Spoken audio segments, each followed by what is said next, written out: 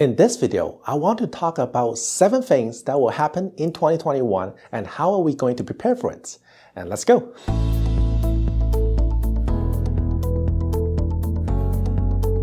Hey guys, it's Thomas here. This channel is to help Canadians to make better choices on their retirement, wealth, and insurance. If this is something that you are interested in, click that little red button now so you know when a new video is out. One thing is clear. No one is going to forget about the year 2020. So many of us are tired and ready for this year to be over.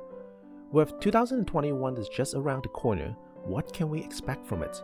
And how much from the events of 2020 is going to spill over to 2021? So here are my 7 predictions for 2021 plus a few bonus tips on what you can do about it. Some people try to reject this as a new normal, but the reality is many of the changes are here to stay. Meaning, yes, COVID will be gone, but the effects is permanent, and we are entering in a new era. We have already seen a shift in how business work and operate. Business owners are forced to have their employees work from home. Remote teams is the new buzzword and is likely going to stay. At the same time, we also saw a spike in cybersecurity issues with more and more people working online. This will likely stay as a part of our lives. A whole new normal of life has evolved from 2020, and not everything will go back to how it used to be. This year was already extremely difficult for the little corner shops on the streets, and next year we will really start seeing them drop like flies.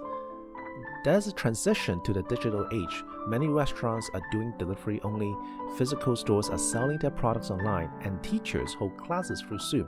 Just check out the malls nearby. So many brands retreat from the malls, they focus on the online sale now, and some even file for bankruptcy. So most small shops cannot keep up with this. They don't have the cash flow nor time to transition. According to a Toronto Town report, already 37% of local mom and pop shops were unsure if they will recover from the effects of the pandemic.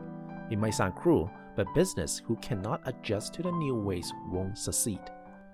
Yes, insurance is getting more expensive, and there are 2 reasons. First, during the pandemic, more and more life and health cases have been claimed. And when more cases are claimed, insurance premiums will skyrocket. The demand increases, so are the prices. And second, insurance companies collect the premiums and mainly invested in a fixed income, such as savings, term deposits, and mortgage lending. But with lower interest rate, the fixed income isn't yielding enough. When it comes to life insurance, the data shows that compared to 2019, individual life insurance saw a significant bump in April and May of 2020. While in April and May, this can be explained as a natural volatility, but now that we are facing a second and third wave, it's a good idea to watch the trend. The good news is that in Canada, life insurance plans are grandfathered. That's a contractual obligation for premiums to never increase once set in place. So if you already have life insurance, then you're relatively safe. But what about people who don't have life insurance? I urge everyone to think about it now rather than later. 2020 has only widened the wage gap. The pandemic has harmed many industries, especially in the food and small retail business. It's also affecting the middle class, as office jobs are disappearing. Companies realize that remote teams have potential, but for now, they need to focus on saving money. So they are downsizing and letting people go. Think about it. If this continues, people will have a harder time to find jobs, and since their bank account is reaching to zero, that gives pressure. Then they don't have the time to find the job that they want. Okay, sure, let's assume with the help of vaccine, everything is back to normal. But then massive people then will going for a job hunt, meaning job competition will increase and now you have to fight for it.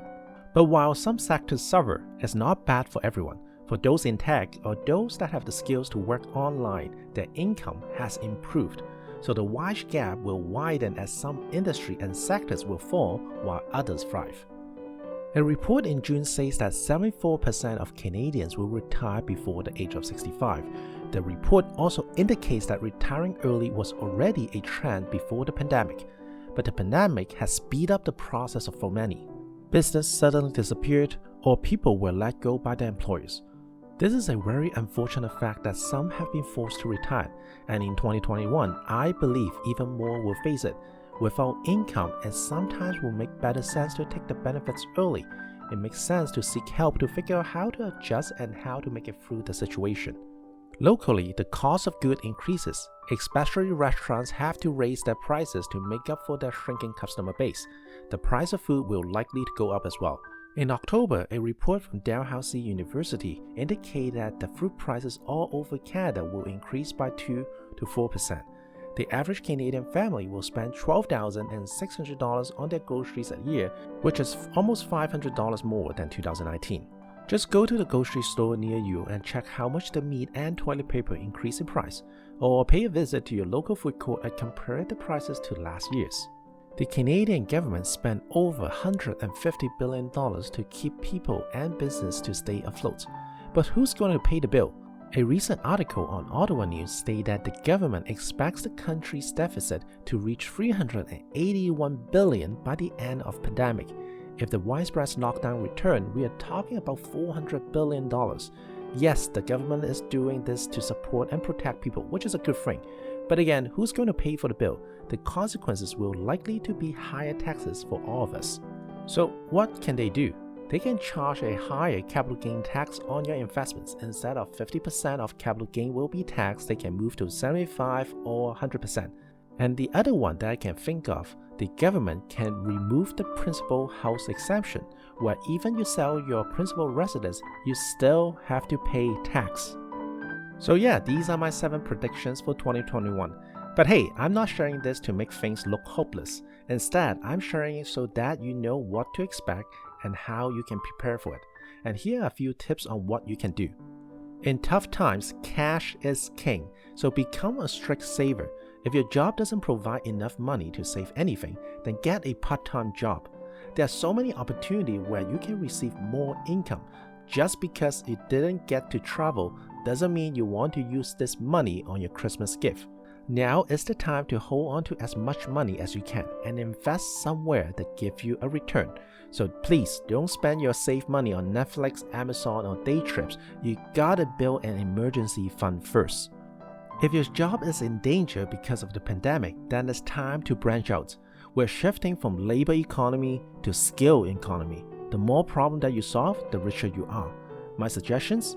Read books, or maybe even take a course and know which skills are in demand right now. Absorb as much information as you can. Besides learning a new skill, you can also work on monetizing a hobby or skills that you already have.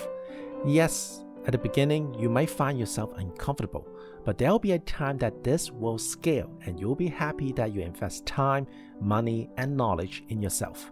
My third tip is to rethink your emergency plan. Think about how well you're prepared for what's to come. Do you have an emergency fund? If not, start building one now. I always recommend have at least 3 months of savings somewhere that is easily accessible. Are you in debt? If yes, what can you do to stay afloat? Reach out to people who can teach you strategies to deal with debts that suits your needs. And next, do you have life insurance in case anything happens? This is crucial as premium will rise soon, but if you take care of your life insurance now, you can lock both your payments and health down. And finally, are you focusing on the right things? Or are you stepping over dollars to save a few pennies?